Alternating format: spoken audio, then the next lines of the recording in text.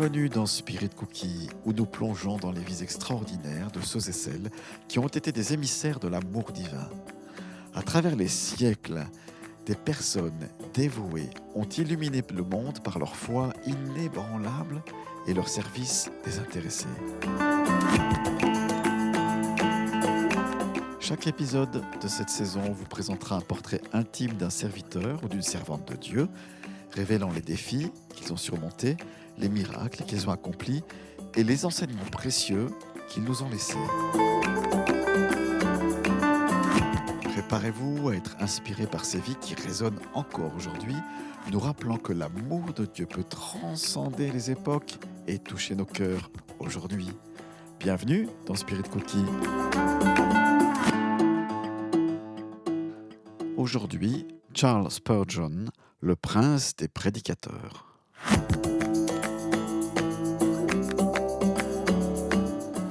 Bienvenue à chacune et à chacun dans Spirit Cookie, nouvel épisode aujourd'hui où on parle en effet du prince des prédicateurs, Charles Haddon Spurgeon.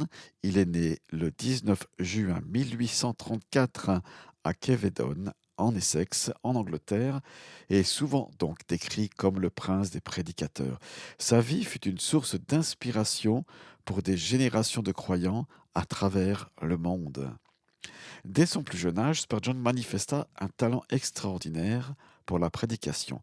Par exemple, à l'âge de 17 ans, il devint pasteur de l'église de Warbeach et il ne tarda pas à attirer l'attention par sa sagesse, son éloquence hors du commun.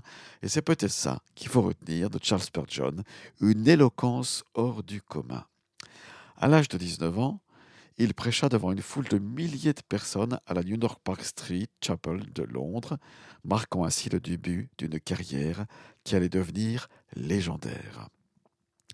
L'un des aspects les plus remarquables de sa vie fut la capacité à communiquer la parole de Dieu avec simplicité, avec clarté, touchant ainsi le cœur de nombreuses personnes.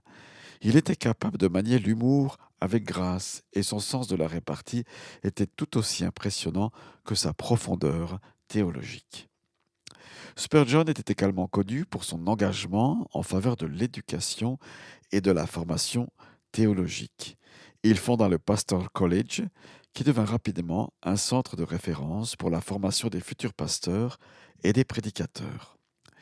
Au-delà de son ministère pastoral, Spurgeon était un écrivain prolifique. Ses sermons et ses ouvrages ont été traduits dans de nombreuses langues et continuent d'inspirer des millions de personnes à travers le monde. Spurgeon s'éteignit le 31 janvier 1892, mais son héritage perdu et son influence continue de rayonner à travers les siècles.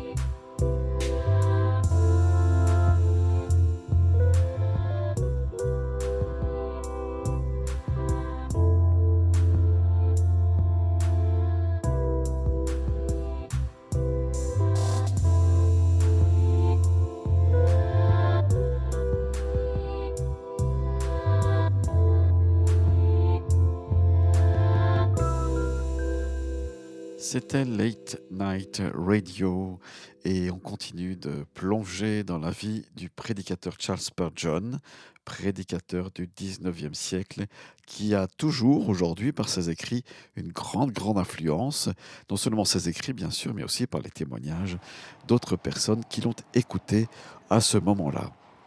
J'aimerais vous dire que j'ai utilisé pendant 2 années pour mes méditations personnelles un livre de Charles Spurgeon qu'il a écrit, qui concerne des méditations quotidiennes. Et il y a les méditations que l'on peut lire le matin au réveil et les méditations le soir. Voilà, c'est très édifiant, très encourageant. Je les recommande, Charles Spurgeon, des méditations quotidiennes.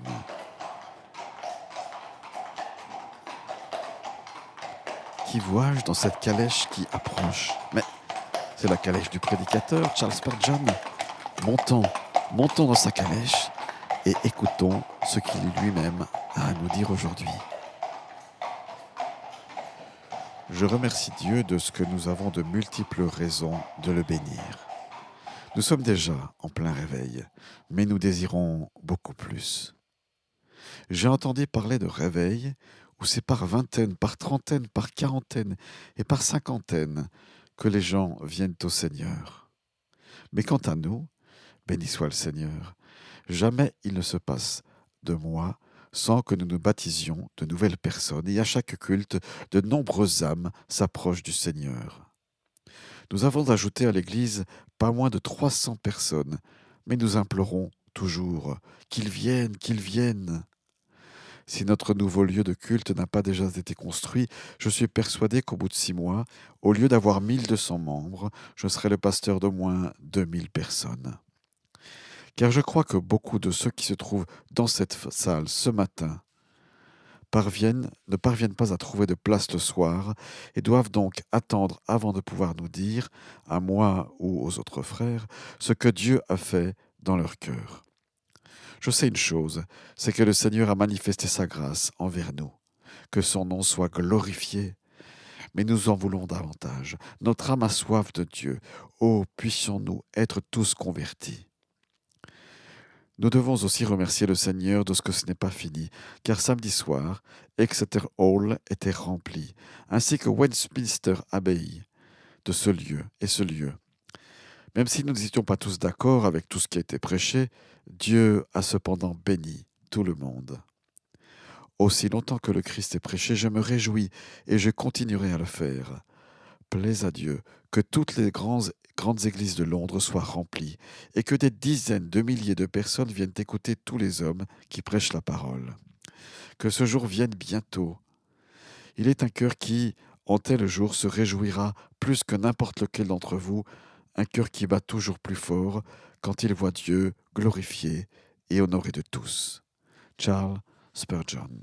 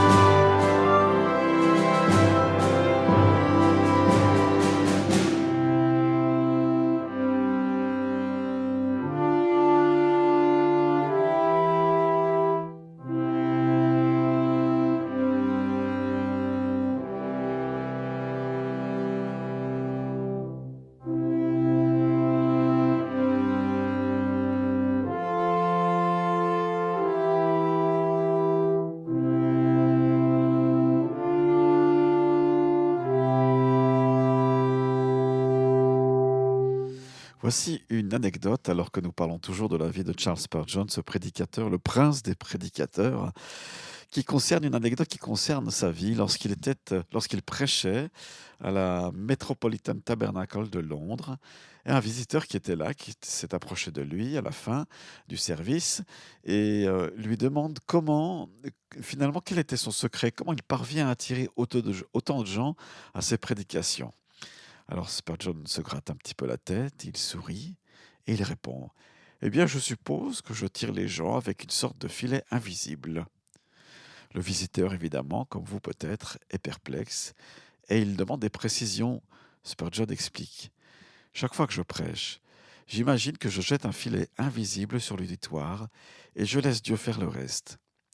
Certains sont attrapés par la vérité, tandis que d'autres glissent à travers les mailles. Mais au final, c'est Dieu qui opère la pêche des âmes.» Petite anecdote qui illustre l'humour, mais aussi la confiance de cet homme de Dieu. C'était exactement sa personne, son ministère. Il avait une manière unique d'aborder la prédication, mais il faut le dire avec certes beaucoup de foi, mais aussi une très très grande humilité. Il a mis toujours en avant la souveraineté de Dieu dans le processus de la conversion des âmes. Peut-être nous faut-il retrouver cela.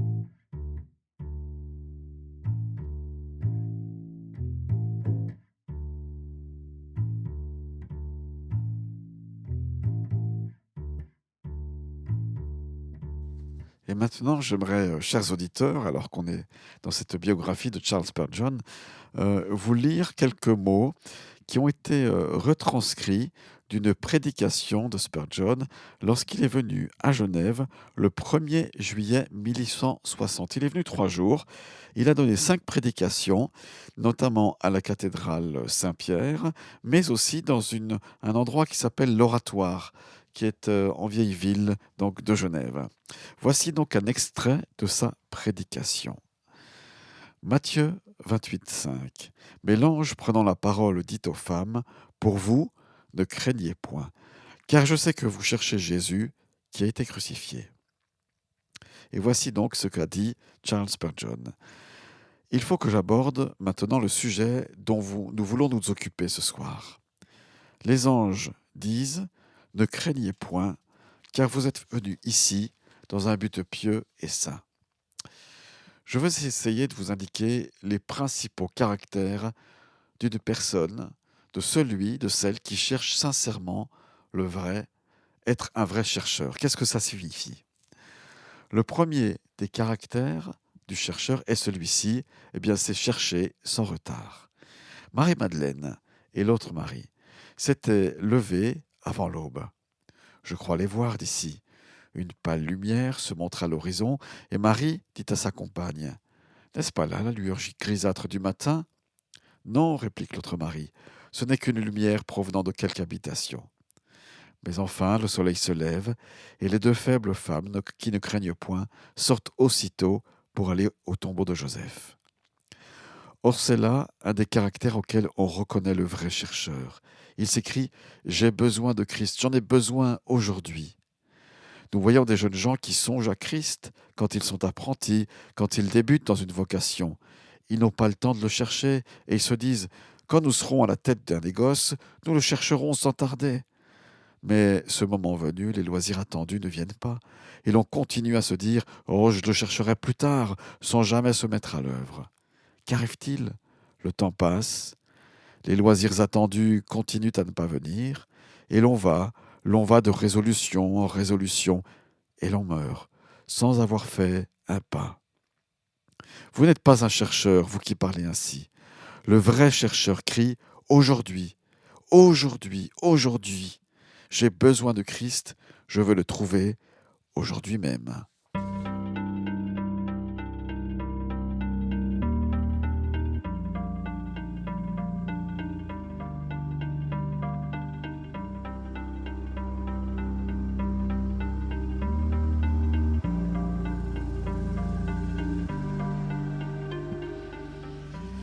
C'était la vie de Charles Spurgeon, prince des prédicateurs, et vous avez peut-être réalisé qu'en contemplant la vie extraordinaire de Charles Spurgeon, nous sommes rappelés de la puissance transformatrice de la foi en Jésus-Christ. C'est mon interpellation pour terminer cet épisode. Sa passion de ce prédicateur pour partager donc la bonne nouvelle, l'évangile, mais aussi son impact sur des milliers de vies, sont des témoignages vivants de la grâce, de la vérité qui réside en notre Seigneur et Sauveur. Si vous n'avez pas encore fait le pas, je vous encourage à ouvrir votre cœur à la lumière de la grâce divine. Elle vous entoure, elle est là à vos côtés. C'est la présence même du Saint-Esprit qui vous encourage à ouvrir la Bible, à découvrir le message de l'Évangile, à écouter un témoignage de la foi vivante qui est en lui. Je vous donne rendez-vous au prochain épisode de Spirit Cookie où nous continuerons nos explorations de vies inspirantes et des enseignements qui nous rapprochent de notre Créateur. D'ici là, que la paix et la joie de Jésus-Christ vous accompagnent dans chaque instant de votre parcours. Restez connectés et que Dieu vous bénisse abondamment. Ciao, ciao.